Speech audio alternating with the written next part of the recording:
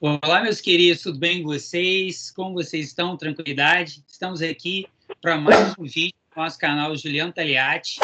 E essa fera, Thiago Simões. Thiago, obrigado por ter aceitado, tá? Um comentarista ESPN de vários esportes. Ele vai contar um pouco a história dele aqui. Depois a gente vai fazer um outro vídeo falando sobre outros esportes que eu quero que ele ensine para agregar mais no nosso canal, que o meu objetivo é esse. Eu, enquanto professor de educação física e apaixonado por esportes e a diversidade deles, eu quero trazer pessoas que saibam mais e que possam agregar mais conhecimento no meu canal. Uma dessas pessoas. Thiago, boa tarde, obrigado novamente. E se apresenta aí para o pessoal, por favor. Fala, Juliano, obrigado pelo convite. Uma boa tarde para os seus inscritos aí no canal do YouTube, né? É um grande prazer aqui estar falando com você. Bom, meu nome é Thiago Simões, né? Tenho 40 anos de idade, sou jornalista já há bastante tempo. Comecei no jornalismo trabalhando na Rádio Jovem Pan, onde acabei trabalhando com diversas áreas, né? Trabalhei com polícia, com cidades, internacional, tudo mais um pouco, né? Mas eu sempre fui apaixonado por esportes, né? Depois de 10 anos na Jovem Pan, eu acabei indo para a ESPN e desde então é por lá que eu me encontro na vida profissional, né? Mas o esporte sempre esteve em volta da minha vida, né? Eu sempre pratiquei esportes, diversos esportes eu já pratiquei na vida, né? Inclusive, para você ter uma noção, né? Eu já fiz Kung Fu, fiz 12 anos de natação. Que eu fiz mais? Joguei polo aquático, para você ter uma noção, né? Já brinquei de diversos outros esportes, como beisebol, futebol americano, rugby, e ainda joguei profissionalmente futebol durante um ano. Eu joguei futebol de salão durante um ano, mas aí eu tive alguns problemas com relação a tornozelo, a joelho, e isso acabou me afastando do esporte, né? Mas como eu sempre fui apaixonado por escrever, eu acabei juntando as duas paixões. No início da carreira não acabei trabalhando com esportes, mas com o passar do tempo eu acabei indo para essa área, né? Automaticamente eu acabei indo para lá, né? Não tive muita dificuldade para isso, né? Até porque toda a minha juventude também eu estive envolto com esportes. Meu avô foi professor de educação física, inclusive foi técnico de basquete, foi técnico do Vladimir Marques, para você ter uma noção. Então, que sensacional, gente. Inclusive você conversou com o Zé Boquinha, e o Zé Boquinha é um super amigo, e quando a gente senta para conversar, é horas e horas. O Zé Boquinha incrível, eu tenho a entrevista com ele aí, e assim, é um cara que sempre eu mantenho contato com ele e tal, e sempre estou mandando lá o Twitter, nos jogos, eu acompanho tudo que tem na ESPN, eu vejo mesmo, gosto. Tem diversos jornalistas, atletas que já passaram aqui pelo meu canal e que me dá muito orgulho. E você é um dos que eu estou tentando há mais tempo. Eu gosto muito da sua diversidade enquanto comentarista. Você comenta campeonato holandês, você comenta NHL, você fala de cricket, quando ninguém está falando, você puxa o assunto, fala sobre, e por aí vai. E eu vou voltar nisso, Thiago, mas você falou que sempre teve com você. Então, assim, você falou seu avô, a sua infância. Então, assim, a sua infância rica nesse sentido. Você já morava em São Paulo, você é de cidades do interior, você brincava na rua. Como é que era a escola que você estudava, cara? Tinha algum professor de educação física lá que marcou a sua vida? Conta pra gente aí. Com certeza. Eu tive excelentes professores de educação física, tanto quando eu estudava, quando era garoto mesmo, e também no colegial, né? Sempre eles me incentivaram muito com relação ao esporte. Mas desde pequeno, meus pais também me incentivavam. Para você ter uma ideia, segunda, natação, terça e quinta, eu fazia futebol. Inclusive, eu fiz praticamente 15 anos de escolinha do Rivelino, né? Inclusive, o Rivelino é um grande amigo que eu tenho, né? E o Orelha, né? Um grande abraço pro Orelha, um dos grandes mentores aí do que eu sei jogar de futebol. Inclusive, eu sou canhoto também, ele também era canhoto, né? jogou muita bola, então eu tive muitas influências nesse sentido, ainda mais com meus avós também, que eram apaixonados por esporte, como eu já disse para você, meu avô era técnico de basquete, ou então teve todo um know-how por trás que acabou me ajudando, né, a se apaixonar por esporte. E curiosamente, isto é uma grande dificuldade que eu tenho no meio do jornalismo. E por quê? Porque, assim, eu entrei no meio do jornalismo esportivo com hóquei, mas eu acompanho praticamente tudo de esporte, né? Inclusive, gosto até de boxe, para você ter uma noção.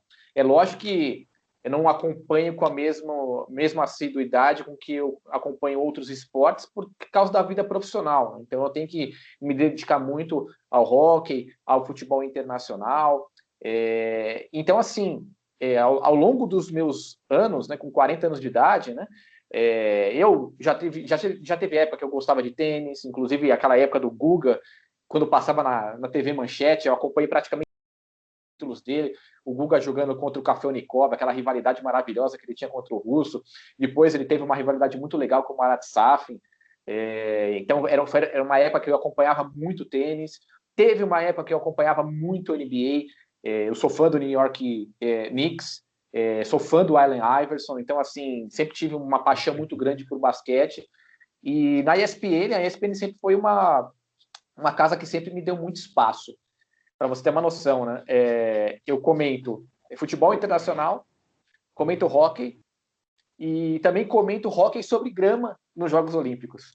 Uhum. Então, e assim, se for necessário, eu posso comentar basquete, eu posso comentar beisebol. Lógico que existem pessoas muito mais credenciadas a isso.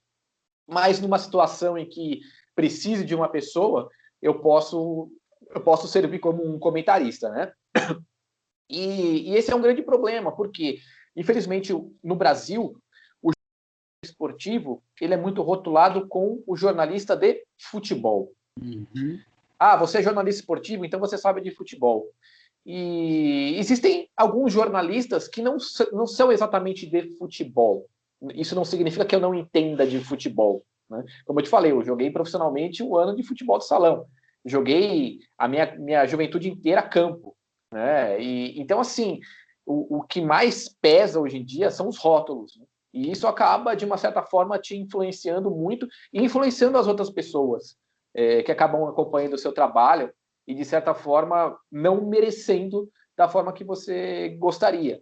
Mas a gente entende essa situação, né? Então, assim, poxa, se precisar comentar cricket, a gente pode se virar aqui, entendeu? Que nem hóquei sobre grama, vamos estudar sobre hóquei sobre grama e vamos aprender.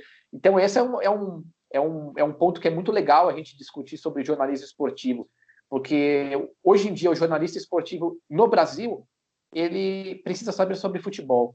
E não é bem assim. O jornalista esportivo ele tem que saber de todos os esportes. Assim como um jornalista de economia, ele não pode só saber da bolsa de valores, saber de como está o mercado, entendeu? E assim por diante. Que nem jornalista específico em política.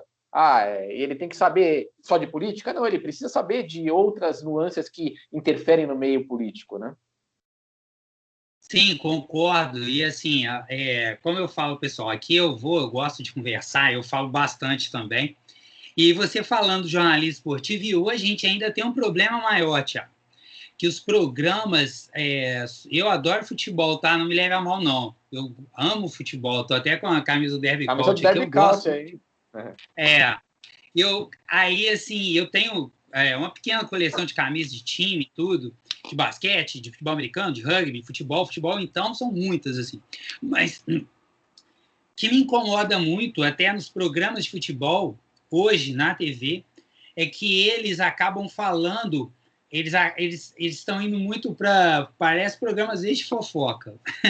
E, então, isso é, sabe, agradável, porque se você tem uma linha, você tem um conhecimento, às vezes você se rebaixa para ter audiência, só que a médio e longo prazo nivela muito por baixo. Então, fazendo falando sobre isso, eu também comento sobre isso no meu canal aqui, eu acho que a gente tem que diversificar mais e ter um conhecimento mais profundo do futebol, como nós temos, por exemplo, vários comentaristas na própria casa, na ESPN e no próprio Sport TV também, que são excelentes, que conhecem de futebol por outras áreas, mas há alguns programas que eles deixam a desejar. Por exemplo, eu gosto muito do Futebol no Mundo, que é o programa da ESPN, que aí você vê que eles estão bem direcionados e estudam bastante o futebol internacional. Então, ali, eles vêm diversificando, eles falam sobre tudo que está, sobre tática, sobre estratégia, sobre o lado psicológico do jogo,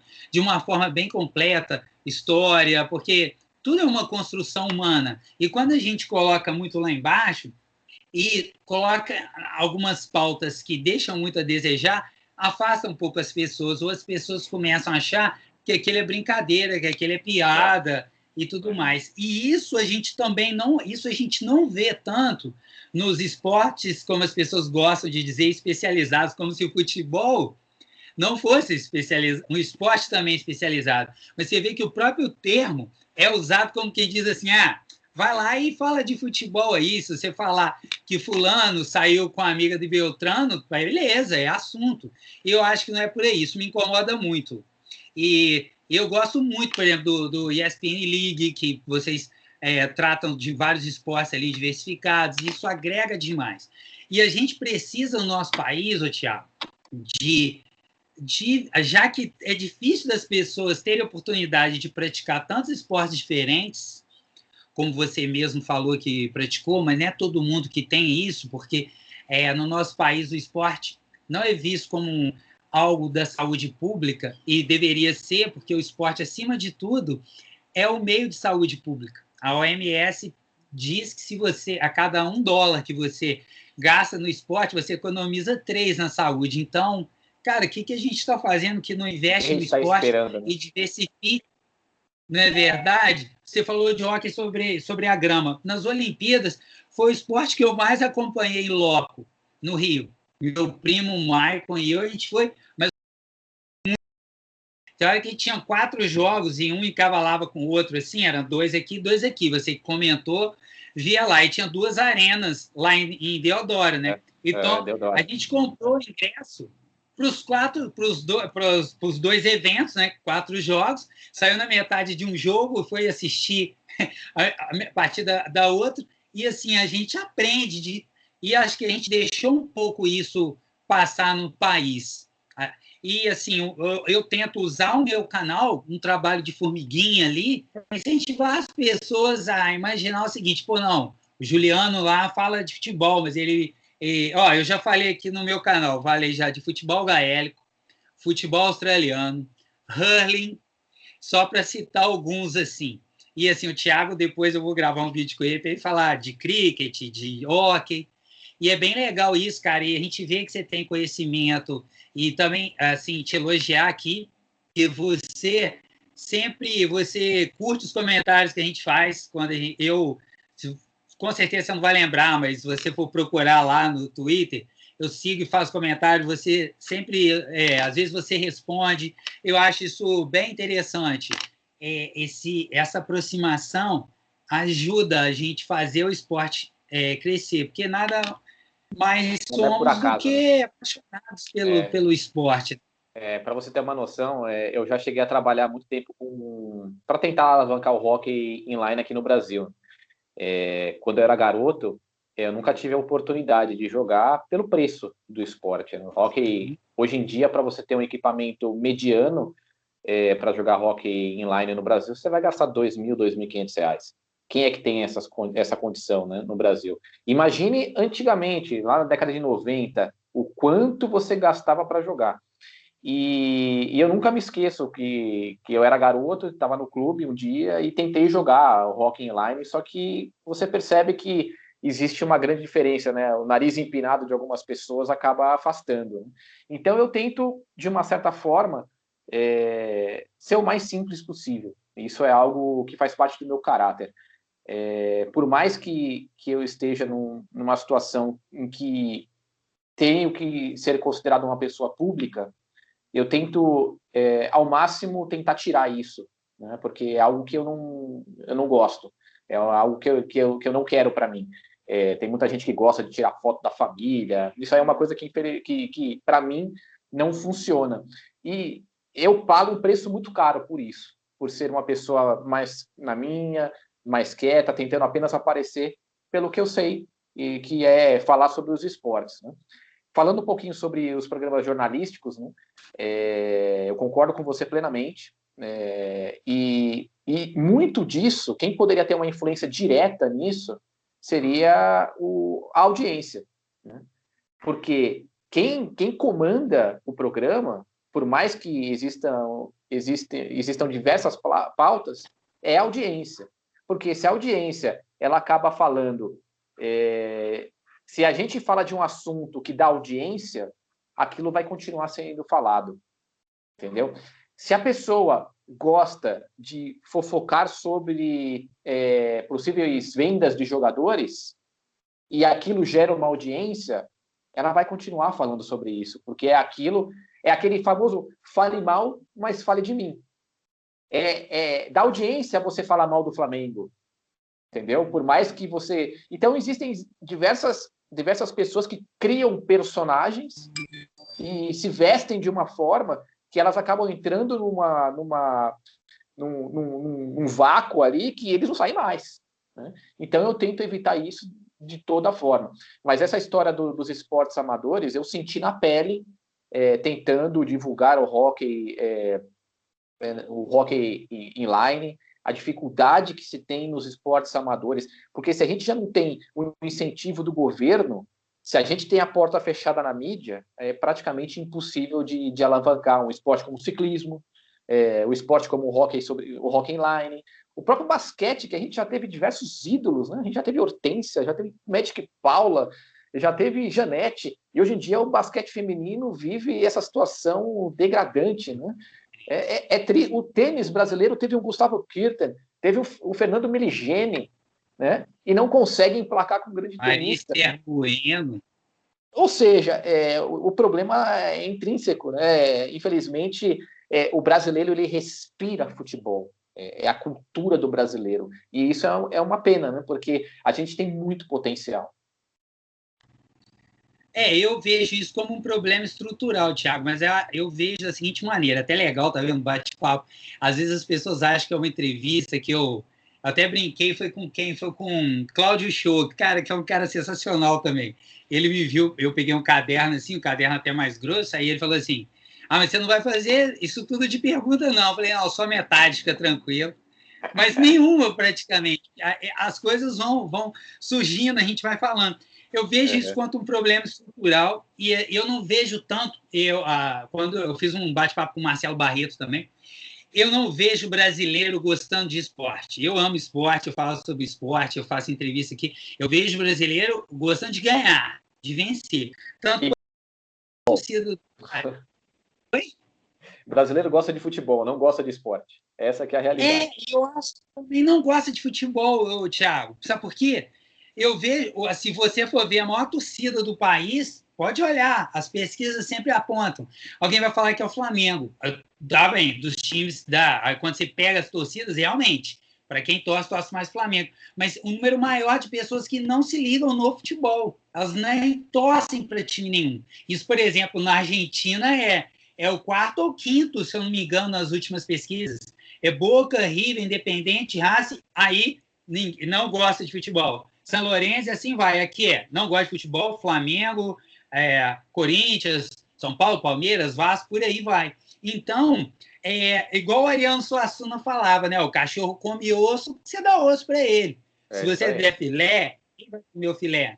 Então, assim, a gente tem que bater nessa tecla de, não, eu sei que isso é complicado, e eu sei que a TV também vive disso, porque ela precisa de patrocinadores, os patrocinadores vão colocar ali. Será que a gente está na hora de a gente tentar romper um pouco com isso, levando para o outro lado no bate-papo? Como você, por exemplo, para mim, é um ótimo exemplo, desculpa a redundância aí, porque você rompe um pouco com isso, você fala de outros esportes, comenta o campeonato holandês lá no domingo de manhã, você vai lá e comenta a Stanley Cup e traz dados, sabe? Isso é interessante. Quando a gente coloca ali o ESPN League, que fala de outros esportes, quando a ESPN coloca o ciclismo e fica um tempão ali dentro do ciclismo com o Renan, que, pô, um cara fora de série também, o conhecimento que ele tem, que narra hockey também, e aí você vê o pessoal que transita entre vários esportes, eles conhecem muito de outros esportes também, e acho que a ESPN é muito interessante isso. O Everaldo Marques, que estava... O Everaldo, quantos esportes você já narrou? O outro exemplo de uma pessoa que é incrível também, que ele está mais ligado ao futebol, mas é um cara assim, de uma humildade também, como você colocou aí, que é o Luiz Carlos Largo, que eu não me canso de elogiar ele, que é um cara fora de série. Sim, e aí você falou no esporte amador, né? Essa era a ideia quando fizeram as Olimpíadas, né? Vamos deixar amador, deixa o pobre de fora e a gente continua assim. E assim, essa resistência a alguns esportes aqui dentro do nosso país, que é um país pobre, é muito triste. E, por exemplo, eu lá, enquanto professor de educação física, se eu for deixar a audiência tomar conta da minha aula, eles vão querer fazer só futsal, só futebol. Eu falei, não, a gente vai trabalhar tudo que a gente puder trabalhar aqui, inclusive também o futsal e o futebol, porque eles fazem parte, mas eles não são os únicos. É verdade, né? Inclusive, assim, a gente tem muita capacidade de desenvolver bons atletas nos esportes. A gente viu recentemente a seleção brasileira de handball, a feminina, né? Que foi campeã mundial.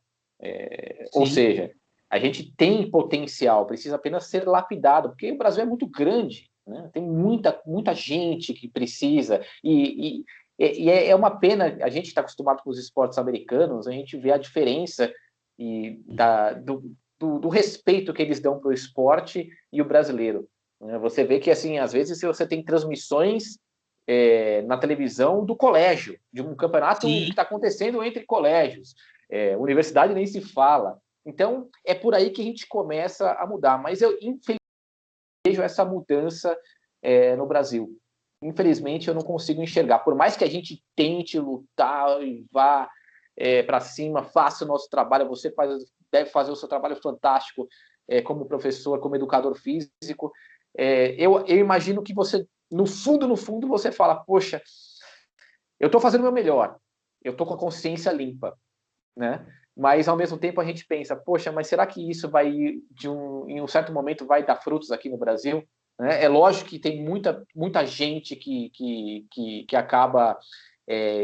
eu acho que tem muita gente que acaba crescendo muito por causa do educador físico. Inclusive, o Kadum, você já conhece o Kadum, né? Já foi jogador de basquete. Eu já tenho uns 4, 5 bate-papos com ele aqui. A rodada NBA a gente comenta direto. Então, e ontem foi aniversário dele, Thiago.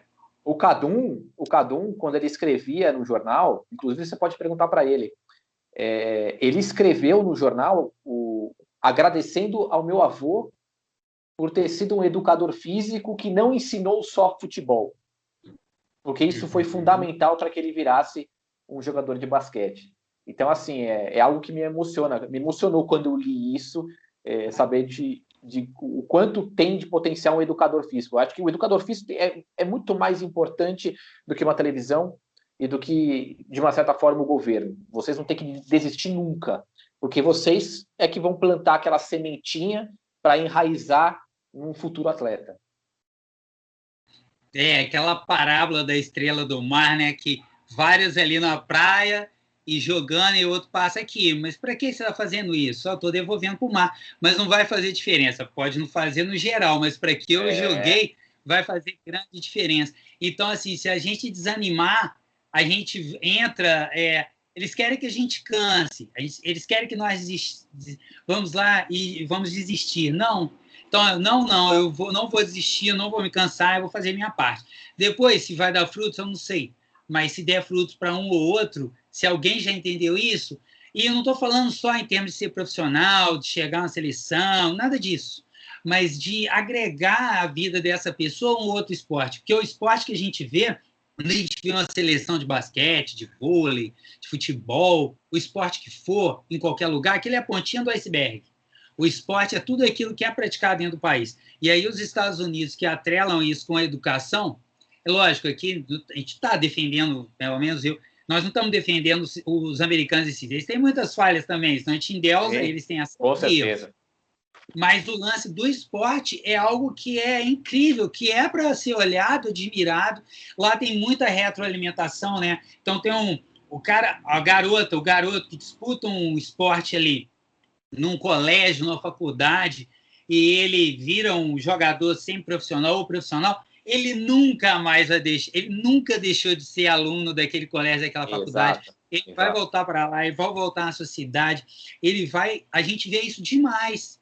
E isso é muito legal, isso é cultura. No Japão também é assim. Campeonatos de rugby no Japão, campeonatos de beisebol escolares. Eu fiz uma entrevista há pouco tempo com a Thaísa Preste, filha, né, do Zé Sérgio Ponta, de São Paulo, Vasco, Santos, e que jogou no Japão e ela teve a infância lá. E aí, quer dizer, é um exemplo que eu sempre dou. A tecnologia atrapalha, que é um país mais tecnológico há tanto tempo que o Japão. A gente não tem espaço aqui. Realmente, perdemos muito espaço, campos de várzea, é verdade. Mas o Japão sempre teve muito menos espaço, porque é que eles, com um país menor, apesar de ser uma população, um país muito populoso, eles conseguem ir super bem nos esportes com uma diversidade étnica do que nós temos aqui. Aqui é maravilhoso para o esporte. O Brasil é lindo para se praticar esporte. Tem o clima, e você falou do rugby no Japão, depois que o Mundial aconteceu por lá, como eles fomentaram o esporte, como ele se tornou algo relevante para eles. E pode ter certeza que a gente já está vendo no rugby japonês, né, a própria seleção japonesa, tendo alguns feitos históricos recentemente. Né? Então, tudo é um trabalho de formiguinha, que quando é bem feito, a gente acaba vendo o resultado. Exatamente, é isso aí. Um país que perdeu de 145 a 17 na Copa do Mundo lá da África do Sul em 95, perdeu para Nova Zelândia, no caso, na Copa do Mundo lá. Venceu a África do Sul em 2015, na Inglaterra. Tá lindo.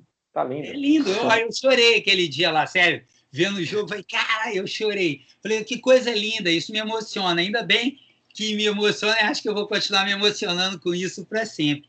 Pô, Thiago, eu não sabia dessa sua veia de outros assuntos e tudo mais.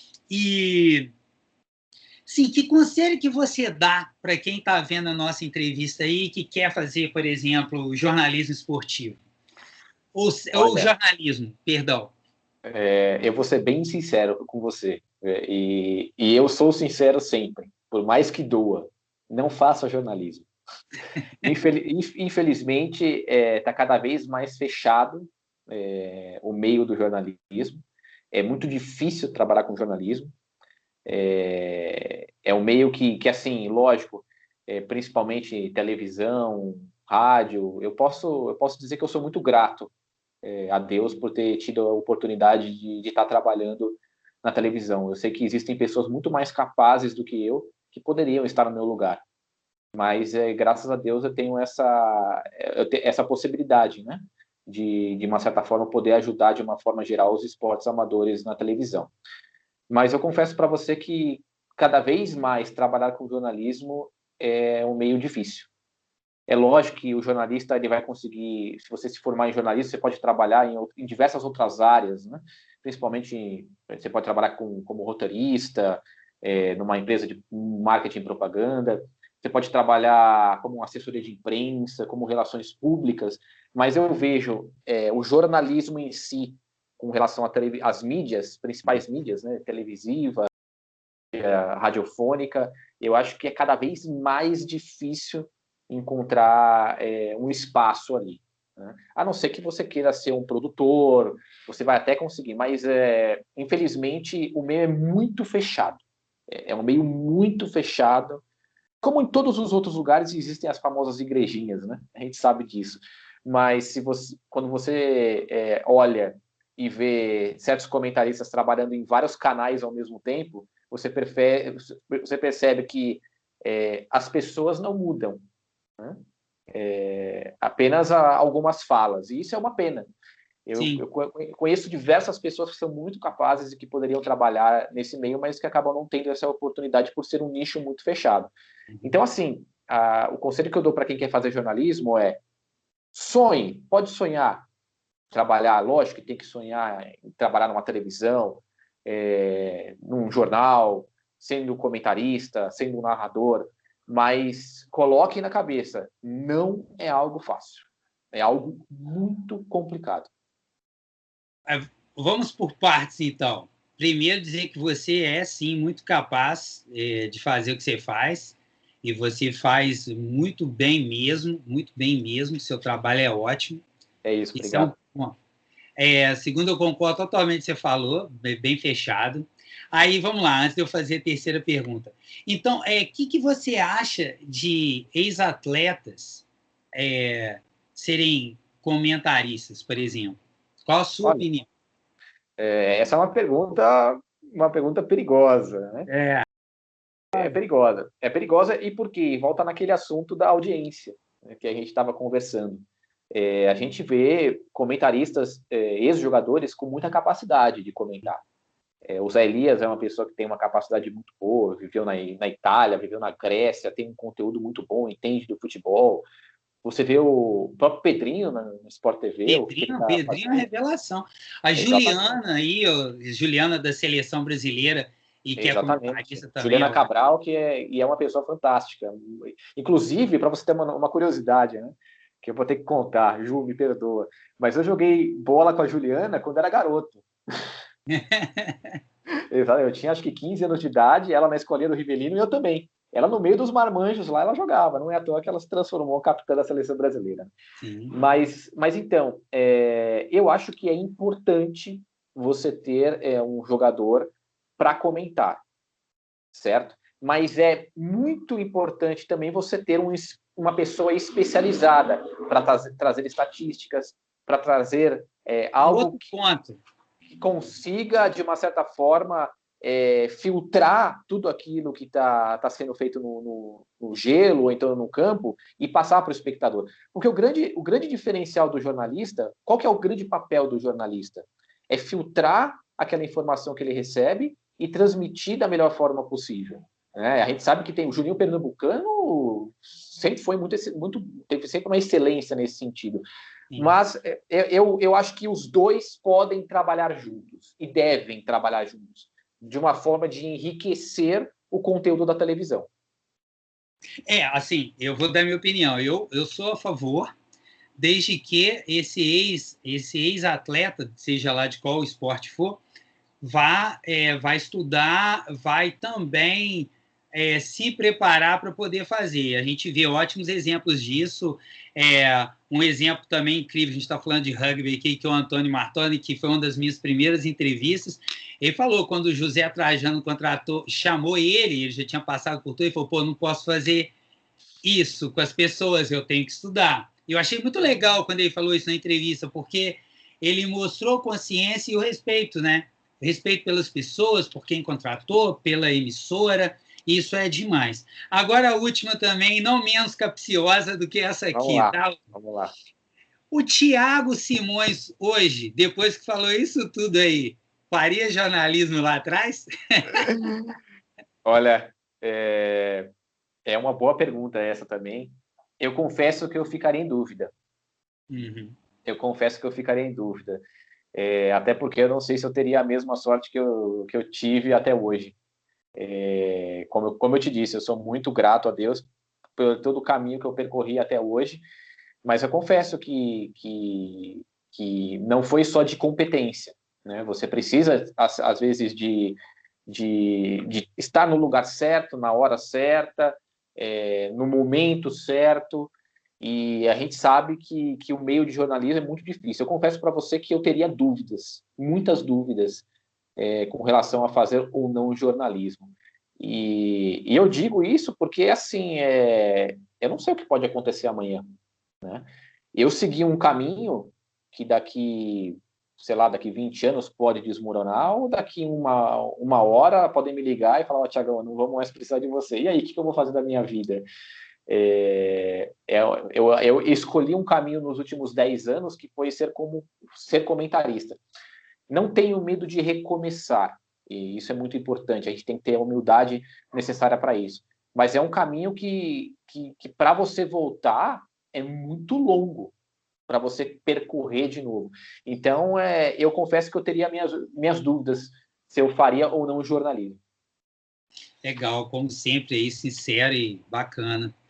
Ô, Thiago, assim, eu sei que você também tem o seu tempo aí e tudo. Eu queria fazer um primeiro vídeo desse para as pessoas conhecerem melhor você, deixar isso no YouTube, um documento sobre você, porque mesmo sendo comentarista, você não tem espaço para falar certas coisas lá, e aqui eu me sinto honrado em poder ter dado esse espaço para você. Tem alguma pergunta que eu não te fiz, assim, que você gostaria de fazer? Que você gostaria de... o Juliano não tocou nesse assunto. O que eu deixei de tocar que você gostaria de falar de jornalismo ou de esporte? Alguma coisa assim da sua vida? Agora, na minha mente, não me vem nada, assim. Eu acho que você foi bem direto e reto e fez as perguntas corretas. Você passaria por um bom jornalista. Muito obrigado.